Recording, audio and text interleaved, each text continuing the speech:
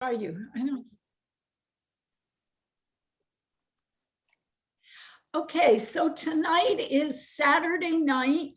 It is December 4th. It is night 7. We've been all over the world, as I told you this morning. You should have gotten a lot of frequent flyer miles, and tonight's trip will be no different than any of the others. It's going to be fantastic. So without further ado, I'm going to turn this over to Debbie Sheiman. Some of you know her, some of you do not. She's a very bright lady who has traveled extensively. She's one of our members. She's a good friend of mine. And I think you're going to find what she has to say very interesting. So Debbie, do you want me to share the screen already, or do you want to wait? Just tell me when. You can wait and I'll tell you when I want you to put up. Perfect. Okay, the floor is yours. Okay.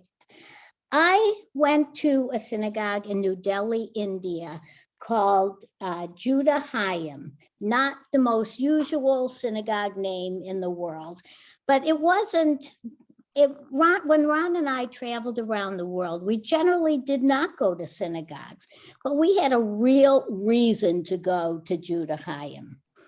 We had been in Srinagar, and we decided we were going to take a trip to Gulmarg.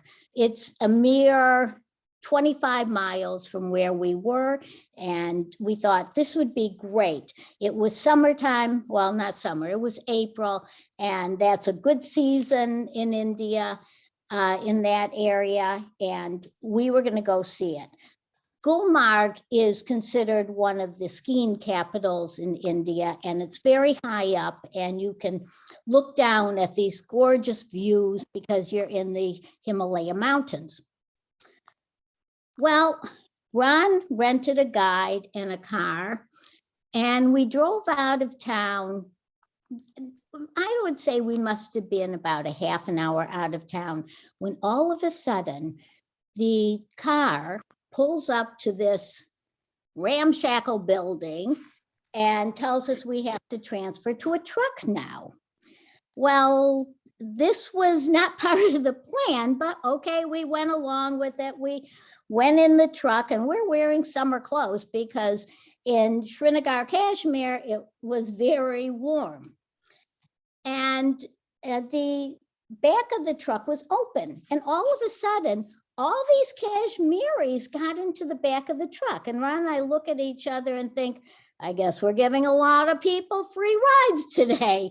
And we kept on going further and further until we almost reached Gulmarg. You get to Gulmarg by going on the circular road, and it's just that. It's a circular road that goes up, up, up in a spiral up a mountain. It's a one-lane road, not paved everywhere. And all of a sudden, it got very, very cold. And all of a sudden, it started to snow. And all of a sudden, we found ourselves in an avalanche. And we were sure we were going to die. The snow was just, I had never experienced an avalanche before, even though we live in the Northeast and I grew up in Michigan. We certainly had snow, but nothing like what I experienced that day.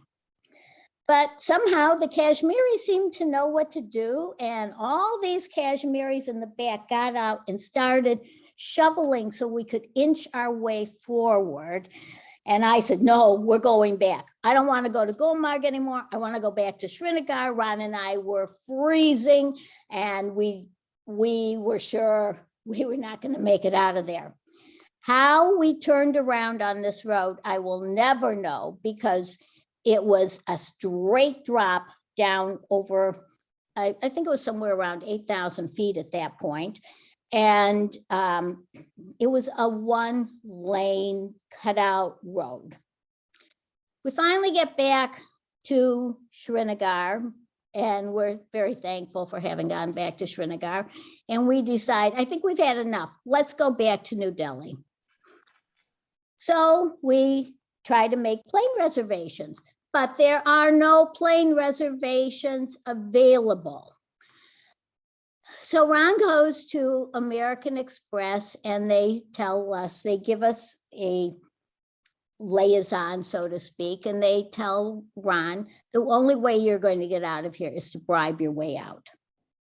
Ron the liaison comes with us to the airport. Ron follows what they told him to do.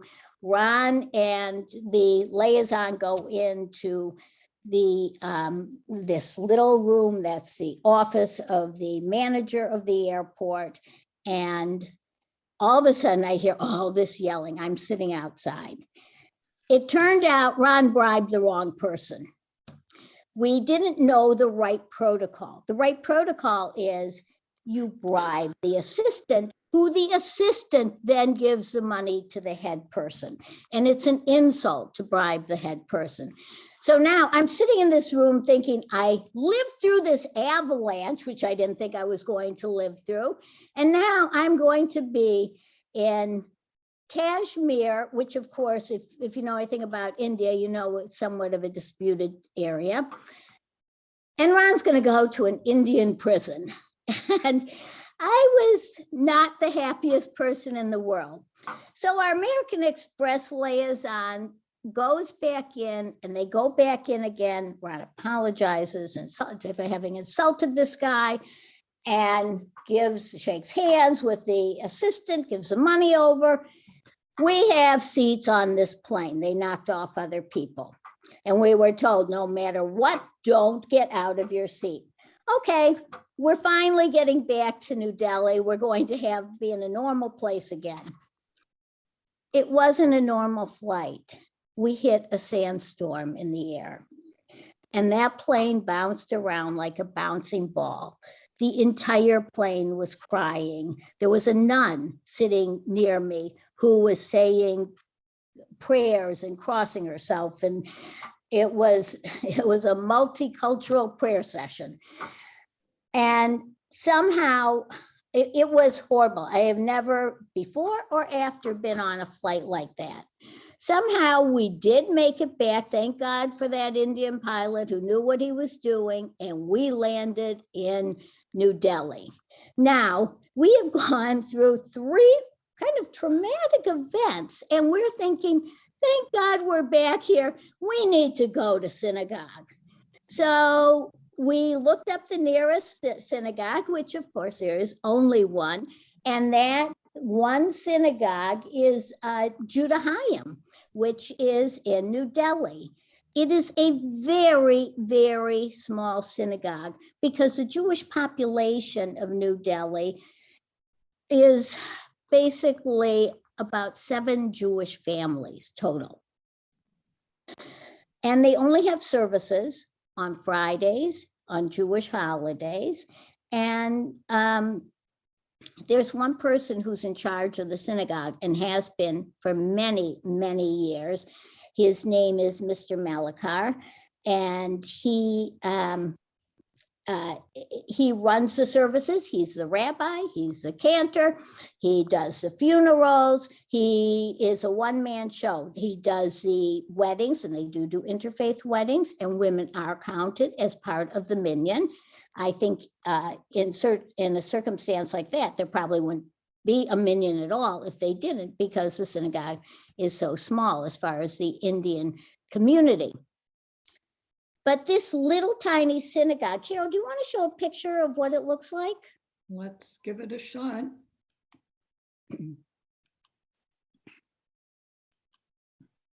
Hold on. Okay. That's the inside of the synagogue. And the whole thing is about the size of the small chapel downstairs at Rodeph Sholom, the entire synagogue.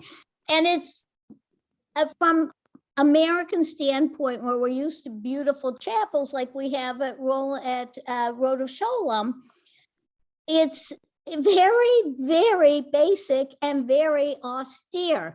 The seats are wooden seats. So there's some regular chairs, but there's also some wooden folding type chairs. There is a bima in the middle, and that when people are praying, you're facing towards Jerusalem. And it's basically a really small room that is their synagogue. The way they got the synagogue was in World War II. There were many Jewish soldiers stationed in India, either from Britain or from the United States. And they started coming, wanting a place where they could have some kind of Jewish life. The actual services for the servicemen were generally run by the chaplains, but they needed a place where they could feel Jewish again. And so they were coming to Judah Hayim. And Judah Hayim at that point in time, actually it wasn't called Judah Hayim at that point in time. I don't think it actually had a name. They were having their services in people's houses, in the 7 Jewish families who, about 7 Jewish families who were there at the time. And all of a sudden, the community, the Indian Jewish community felt, we need a building. We need a place where Jews can congregate. Because after World War II, you started to see the development of these multinational corporations who had offices there, or the tourists starting up. I mean, not like we have today, where India is not a very exotic place to go, but it gets many tourists. So you were getting, in the 1950s, you were getting tourists, you were getting these expats, you were getting the Americans who were part of the business community. And they built they laid the foundation to the Judah Hayim synagogue in 1956. They started being planned in 49, but they had a very hard time getting enough money to have this building. And so there was a wealthy, well-respected Jewish family who had been from that area. They no longer lived there, but they had been from that area. And the daughter felt it would be very nice. She was very successful, and she thought it'd be very nice to have a synagogue named after my father. And her father was Judah Hayim, and she gave a great deal of money so they could finish the synagogue. The people who attend, let me go back to this picture that Carol's showing. You can see it doesn't have many seats at all, yet this little synagogue, which has so few people as far as the Indian community coming, gets over 12,000 visitors a year. That's a lot of visitors.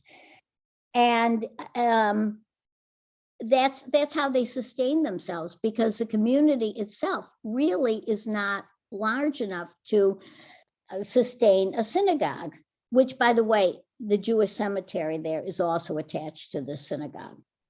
So it's the donations that the people who are going there leave that allow them to continue on their efforts. The synagogue actually expanded, I think it was 1970s, I believe. And that's because Mr. Malakar was very into interfaith relations, and he felt that New Delhi needed an interfaith center as well as a library where there would be books that people could learn about Judaism. And it became, they built an annex to the synagogue that had this library and had an interfaith center. And the Jews in that area became, it became the center of Jewish activity. It became the center also of activity for many Hindus, because there was not anti-Semitism, and there still is not anti-Semitism in India. It's one of those places that are extremely tolerant, and Jews have not been discriminated against in India. As a matter of fact, by the time the 1950s came along, there were many Jews in government and industry, and the Jews did very well who were there, the approximately 7,000 in the whole country. And most of them, by the way, are in Bombay, which has the biggest Jewish population, a very big, beautiful synagogue. The Jews who settled in the New Delhi area came, well, here is the most common belief as to where they came from. They say Jews have been in India for over 2,000 years, but it's believed that probably the area they came from and how they got there was probably what is now Israel. At that point in time, of course, it was called Palestine, and there was trade between India and Palestine. And they had 3 ships going out. This was, I don't actually remember the year. It was, well, it was way back. They say there have been Jews for over 2,000 years. These 3 ships set out for India, and there was a horrible typhoon. And one ship actually didn't make it, it sunk. Another ship landed in Cochin, and then a ship landed in the coastal region, probably what is considered Mumbai today. And then they traveled up to the Delhi area. These are called Beni. Beni Israel is what these Jews are called. And most people just refer to them as Benis. That's the going theory of how they got there. There's a couple of other theories too, but most of the people that we talked to when we asked how Jews end up in India, and most of the things that I've ever read seem to believe that was the theory of how the Jews got there. They have very different, they have similarities to us, yet they have some very different customs. And Carol told me, would I please focus on Hanukah? So there's tremendous amount of things you can say about their background and what Jewish life is like in India, but I want to go over to Hanukah because their menorahs don't look like ours. And actually, if you took an Indian person who has not traveled to the United States or has not traveled to one of the Western nations, they probably would find our matzo ball soup and our latkes and our jelly donuts to be very unusual American cuisine. Let me start with the menorah.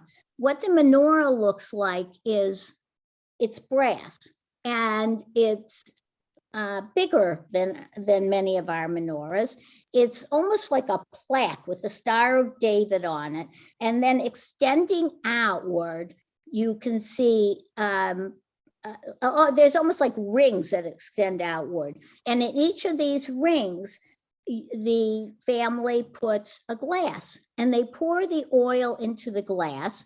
And that becomes how they light their candles. Also, they don't light it with the shamas like we do because the shamas is stationary in their menorahs. In many Indian families, at age 13, the child is given what's called a Hanukah, and that's their own menorah basically that looks like that. But it's almost a rite of passage in many Jewish families, a little more towards the Calcutta area than the New Delhi or Mumbai area, but it is a common practice in India. The way we have our potato latkes and things like that that are fried in oil. So it reminds us of the oil lasting for 8 nights. They have other foods. And I actually asked Carol to put on these recipes because I'm very much into baking and desserts.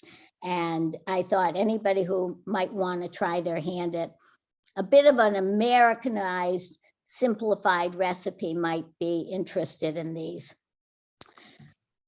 One of the things that they make is this rice dish, which is very interesting to me because I don't think if we use the actual recipe, we could do this in the United States because we don't have the ingredients for it. They take rice and they pound the rice flat. And then the rice almost looks like instant mashed potatoes. If you've ever bought a box of instant mashed potatoes, you can see they're like little flakes and then you hydrate it. Well, that's exactly what they do with the rice. They hydrate it and then they whip it up light like we would a mashed potato. And then they add sugar and different spices depending on the family and how spicy they like the things. And then they add dried fruits like raisins and apricots and things like that to this. And they serve this as one of their typical Hanukkah desserts. In many families, they say a prayer over it as well. The prayer, I actually tried to find out what this prayer meant, and I'm not sure. I do have a note on it because I looked it up to see what it meant. And it's a prayer that I had never heard of before.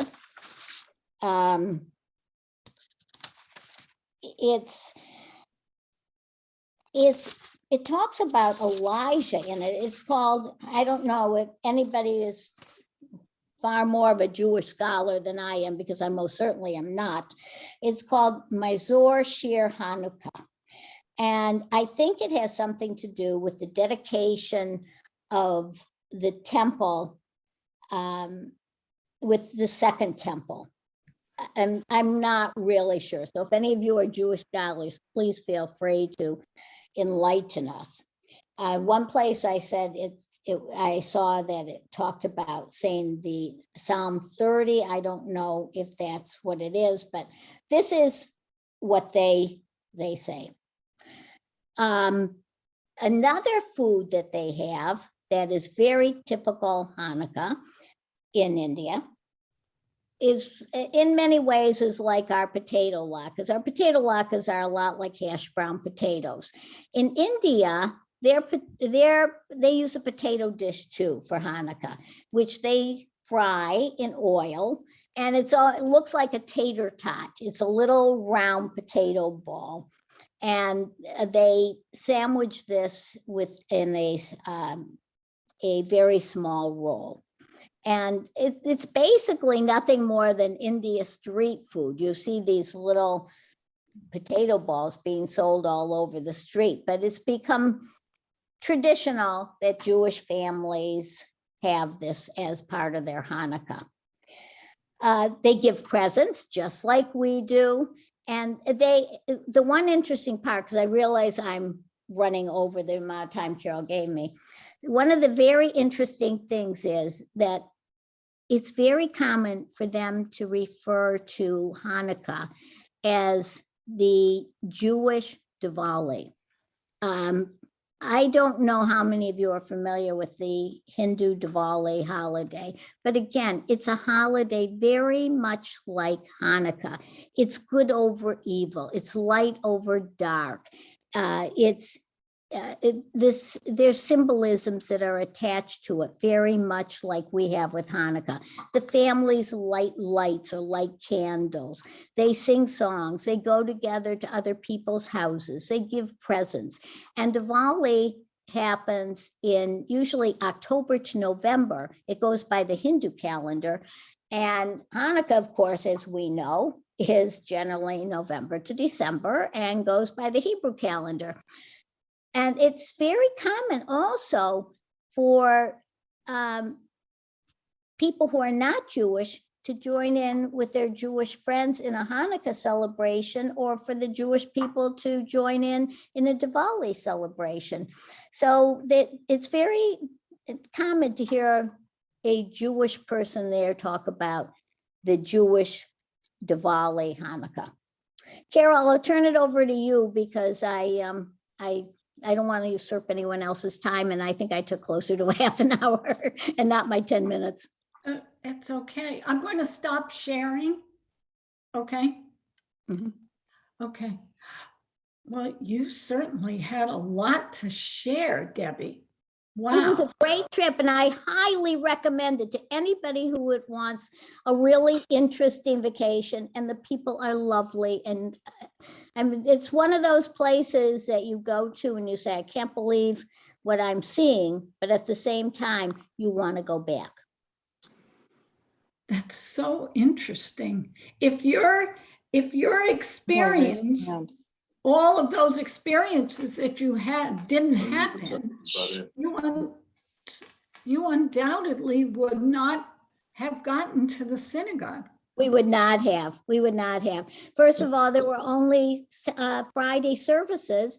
And secondly, Ron and I really didn't go to services when we were in different countries. So we were just so thankful to be living in that. We made it through all those traumas. It sounds that way. I see that there's a question. So I'm going to entertain questions if you don't mind answering. No. Okay, Lisa. Hi, Debbie. That was really fascinating. I learned a lot. Good. And I'm just curious, when did you go there? What year? Do you remember? We were there in the 1980s. Oh, we wow. ended up going to India because we were actually invited to an Indian wedding. And I'm sure I'll just share one thing with this Indian wedding, because there are a lot of women who are on. The bride's hair was studded with 3-carat diamonds, studded. Wow. And I had never seen anything like that. And though Amazing. I can remember the wedding very clearly, I'll never forget her hair. Was she wearing a red dress too? No, she was not. Oh, So, though I know that is traditional because I have gone to some Indian weddings here. But she was very westernized, and her husband had homes both there and here in the United States. interesting. Well, what's fascinating is I was there with my husband, Billy, and my sister and her husband in 2017. We stumbled on that synagogue also kind of by accident, although just to make a long story short, we had a guide and we were supposed to go to some palace or something or other. And we got to the palace and it was closed because some king or something from Sweden, or I don't remember where, was visiting, and they shut it down to visitors unexpectedly. So we couldn't do what we wanted to do.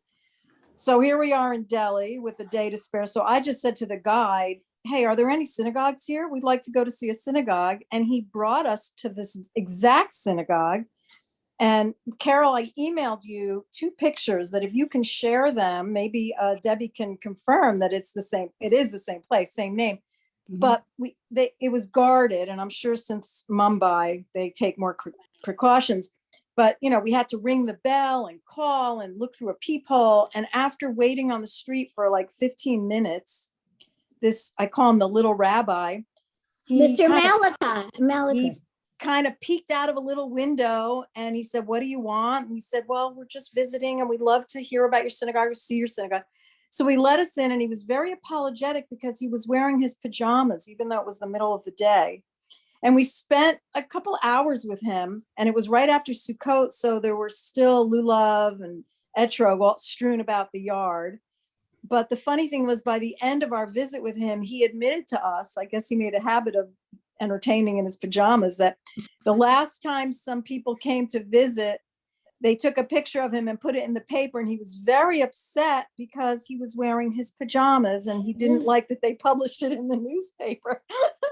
You know, I found something from 2020, from last year, and he was still alive last year because he was the man who we met when we were there in the 1980s, and I was amazed that he's still the one who's the jack of all trades there. Carol, did you get the email pictures? No, I didn't. I was Can just I share? looking. Am I allowed to share? I'm not. I Only can you can. make you let me see if I can do that. If I can make you a co-host. Yeah, and I'll just share the pictures so people can see. Okay, Debbie, hold on. I can do I that. sent them to her. Yeah, I didn't get your email. Okay, but I'm just as happy to share if it's allowed. Of I'd course. love to see the pictures. Here we go. Select photos. Whoops. Can you see all those or not yet? No, and I checked Okay. my spam also, Lisa, so I Yeah, don't here know we what are. I happened. got them. I got them. Okay, Done. good. Okay, That's so incredible. can you see that? No, No, share content. I'm saying share photos. Okay, try again. Try again. I allowed, okay. Oh, yes, you're in front of Okay. you're in front of the synagogue. That's right, in the inside. That's on the inside in the courtyard by the social hall, I Right, think. right. And then the Yes. rabbi, what? That's me and my sister. My sister, my sister and me, but I'm trying to get to the other picture. Share photos. All right, now I'll share the picture of the rabbi. It's not a great picture because again, he was not happy about having himself photographed in his pajamas yet again. But we promised him we wouldn't publish it in the newspaper. So can you all see that? Yes. Is that the Instead rabbi he's- you met? He doesn't age. This man's Yeah. remarkable. He He looks, looks, you can't tell what age he is at all. And we were with him in and I person. and we know couldn't tell. I mean, he was the first person there. So he was there, 1956, he was already being talked Amazing. about there. So when I met him in the 1980s, I didn't realize how old he was. He's at the ageless. time. He He's is ageless. ageless because I was born in 1948, so he's got to be a lot older than me if in 1956 he was already part of the synagogue. And this was 2017. Yes, yeah. And he doesn't look old at all. no, he looks terrific. I know, Why we was need to he see always that. in his pajamas? Well, he sleeps a lot. Maybe that's why. Billy's suggesting he That's sleeps a lot. why. He doesn't have a lot to do. Hmm. Anyway, that's it. Thank you. That was great, Debbie. We learned a lot. I hope you had as good a time in India as Ron and I did. We had a phenomenal time. That's a whole nother story. We had a phenomenal time with That some may be a adventures, whole other- not near death experiences, but other kinds of adventures. That may be a whole other program, Lisa. Okay. Okay, so all right, if you stop sharing, thank you. Do I have, Dottie, you have a question? Dottie Blank? Wait, you have to unmute. Hold on. Oh, where'd you go? I lost her. Oh, Okay. here- My question was, do they have bar and bat mitzvahs there? Yes, they talked do. about they got to be 13, but you didn't say anything about, do they have They to have have their own bar- parshas? They have bar and bar mitzvahs, of course, in the synagogue, since Mr. Malakar is a rabbi, he's the one who conducts them. But yes, all the typical Jewish traditions and rituals that we have, they do Jewish weddings. And as I said, they will do an interfaith wedding as well. And they have bar mitzvahs, they do baby namings, they do circumcisions. By the Oh, way, that's Mr. wonderful. Malakar does the circumcisions too. He does everything. Yes, they do all the same rituals that we do. Okay, wonderful. Thank you. So, Judy thank you. Kaplan, you're shaking your head. Were you there? Were you in India? Judy, my sister-in-law, Judy, were you in India also? So did you have anything to add to the synagogue story? I met him too. Mr. Malakar, honestly, he could come here and we could have a party with him. Was he in his pajamas? I didn't sort of notice they were pajamas, but he was in something that looked like pajamas. Isn't that funny? Wow. Thank you. Bob Markowitz, you have a question? Just quickly, do they have kosher meats and everything else in India at the synagogues? Now, it's interesting. I'm not quite sure about that. I read that when the Jews that tended to settle in Calcutta, that they were the Jews who came from the Arab countries. They were the Jews who came from Iran, Iraq, Afghanistan. They came in the 20th century, and they kept it, even though they were very small communities, they did still keeping kosher. And they kept most of the same rituals that they had before. As far as in New Delhi, in the Delhi area, I'm not sure if I didn't hear or read anything ever about a kosher butcher shop, though I'm pretty sure in Mumbai, which is where most of the Jews settled, because they do have many more Jewish institutions. I mean, they have a JCC, they have 3 Jewish schools, of which 2 are attended mainly by non-Jews. They have several Jewish cemeteries. Mumbai also has a very big Chabad, and that's what was bombed. And there are Chabads all over India. So the Chabads are still getting kosher food, but I think they're bringing it in from somewhere. So I'm not really sure about that, but I never saw or heard anything about a kosher butcher shop per se.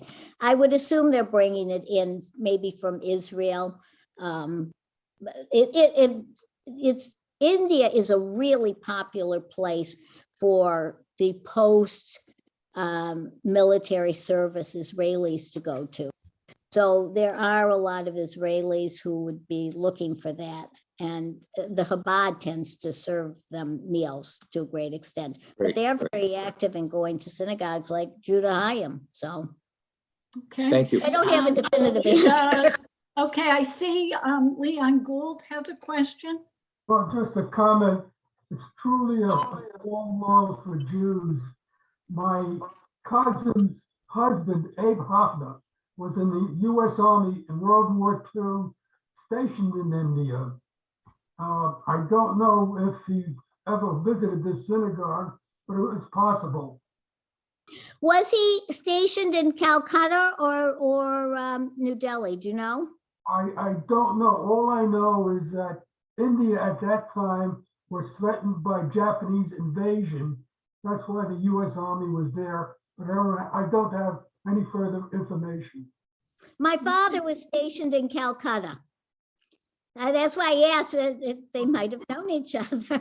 He was with a British group there. Judy Seidel? I don't have a question, but I have a comment. When we were in Beijing, we had a guide and he was telling us that, now don't be surprised that people here wear pajamas. That's their clothes. They wear pajamas in the street. This is well before now in the United States that you see in stores, kids in pajamas. And when the Olympics came, they told the people they couldn't come out of their houses for 2 reasons, because they wore their pajamas and they didn't want to be embarrassed. And also because they spit. You could be standing on the street and somebody will spit right next to you. So I guess pajamas aren't just in India, they're also in China. Interesting. Thank you. Okay. So Debbie, thank you so much. This was fascinating. My pleasure. I'm so glad that you said yes to doing this. And as is our custom, we need to light the candles. I believe that is something Nima is going to do. And then we're going to have our Target gift card raffle. And then I'll wrap it up. So Nima, take it away. Yes, we're ready. Okay. 1, 2, 3. Baruch atah Adonai Eloheinu melech haolam asher kidshanu b'mitzvotav v'tzivanu Adlikne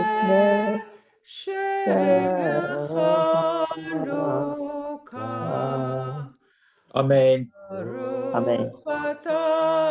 Adonai Eloheinu Eloheinu melech melech haolam haolam, she'asa Nisi nisim lavotenu, lavotenu bayamim Yamim ha'azman Hazman Hazman Hazel Ma'otzur Yeshuati Zirate Hariva Yeshabeach Tikon Beit Tefilati V'sham Toda Nezabeach Letachin Matbeach Mitzur Hamnabeach Az Egmor B'shir Mizmor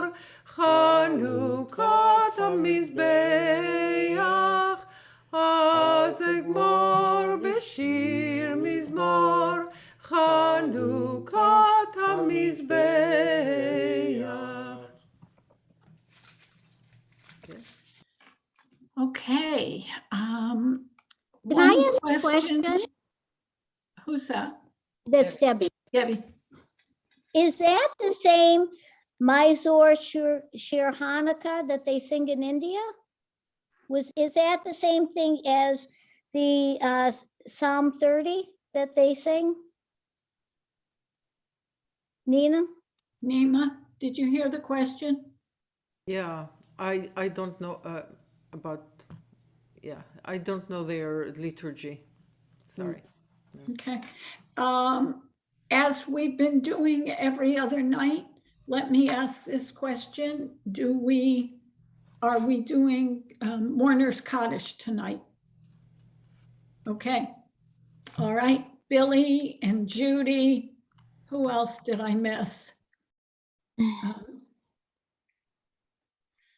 Okay. Who's going to lead? Oh, Billy, are you going to lead? Sure. Okay. I gotta Hold turn on. my- I don't know how to turn my sound off. Okay, as Lisa's long gotta as mute. as long as you're muted, Lisa, you must be in the same room, I I guess. am, but I'm trying to I have to turn my sound off. Oh, I don't know. Oh, here it is. Okay, that should work. Well. Okay, Yit Gadal, V'yit Kadash, Shmei Rabbah, Yama Divra Kirute, Yamlich Malchute, V'chayechon, Uvyomechon, Uvchaye Dechol Beit Yisrael, Ba'agala Uvizman Kariv Emru, Amen. Yehei Shmei Yehi Rabbah, Shmei Rabba Varach Amen. Yamei Omaya Yit Yisbarach. Barach, V'yishtabach, V'yit Pa'ar, V'yit Ramam, V'yit Naseh. V'yit Hadar, V'yit Alev, V'yit Halal, Shemei Dekudasha, Baricha. Le'ela min kol birchata v'shirata, tushbachata v'nechemata, da'amiran bi'alma v'imru, Amen. Yehei shlama rabba min shemaya, v'chayim aleinu, v'yal kol Yisrael, v'imru, Amen.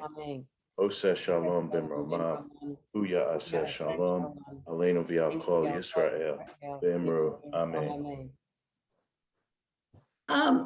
before we do the Target gift card, if you get tired of hearing me say this, I apologize, but not really. Every night has been different. Every night has been fabulous. Each and every one of the presenters has brought their own story, their own experience, their knowledge, their research, their pictures. I'm not amazed because I know all of you who have done this, but you have brought such wonderful things to our congregants. I'm sitting here looking at more smiling faces, and you should all feel great. For those of you who presented and those of you who are watching, I can't thank you enough. I really can't. This is wonderful. So with that said, Carol, before you go on, just to thank Debbie for a wonderful presentation. And Psalm 30 is Mizmor Shir Hanukah Habayit LeDavid, a song or a psalm for the dedication of the temple. Mizmor Shir Hanukah Habayit LeDavid. Psalm 30 is recited every morning during the Shacharit service before the Baruch She'amar, and it's before the preliminary service, recited every morning.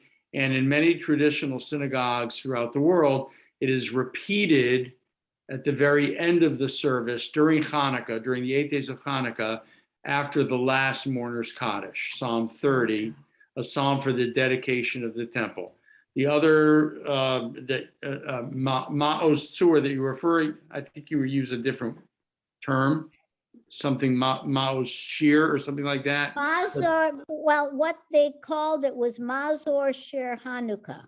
Yeah, so it must be Ma'oz Tzur, which is Rock of Ages, which is the standard hymn of Hanukkah. That's my guess. Okay? Thank you. Welcome. Boy, have we learned a lot tonight. So Sharon Sachs, where are you? You have the raffle tonight. Drum roll, please. All right, here we go. Let's see. All right, it's this one. Billy Rappaport. All right. Okay, I put a star next to your name so I know that I have a gift card. Yippee! Happy Hanukkah! Don't spend it all in one place now. Right. Oh, you have to Target, actually. You have to spend it. Right, you do have to spend it at Target. Okay, so tomorrow night, we're ending Hanukkah in Sarajevo. And Debbie Weiss, our member, that's Mila Nishbal's daughter, has a colleague from Southern Connecticut State University who has been in Sarajevo. And I'm hoping that he is bringing a friend of his, I think from there, if I have it correctly. And he's got lots of pictures, lots of stories, and I think you will find him fascinating also. Wednesday, I've said it before, I'll say it again, at Coffee and Conversation at 10 o'clock, our own centenarian Irving Glazer is going to continue talking about his experience in World War II, beginning with his landing on Utah Beach on D-Day. And he has agreed to come back claiming he is no hero.